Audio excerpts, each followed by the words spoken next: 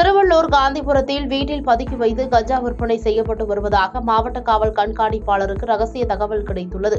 தகவலின் பேரில் போலீசார் விசாரணை மேற்கொண்டதில் ஆந்திர மாநிலம் விஜயவாடா பகுதியைச் சேர்ந்த மர்ம நபர் ஒருவர் ரயில் மூலமாக திருவள்ளூர் ரயில் நிலையம் பகுதிக்கு வந்து கஞ்சா விற்பனை செய்துவிட்டு செல்வதும், அத்தகைய கஞ்சாவை காந்திபுரம் பகுதியை சேர்ந்த ரவுடியான பிராங்க்லின் என்பவர் அதனை பெற்று தன் வீட்டில் பதுக்கி வைத்து விற்பனை செய்து வந்ததும் போலீசாருக்கு தெரியவந்தது.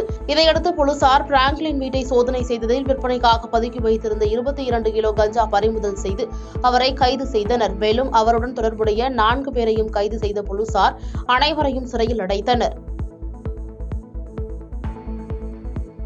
பாதகம் செய்பவரை கண்டால் நாம் பயங்கொள்ளலாகாது பாப்பா, மோதி மிதித்து விடு பாப்பா, அவர் முகத்தில் உமிழ்ந்து விடு பாப்பா. அண்மை செய்திகளை உடனுக்குடன் தெரிந்து கொள்ள இணைந்திருங்கள் இயம்நாடு தொலைக்காட்சியுடன்.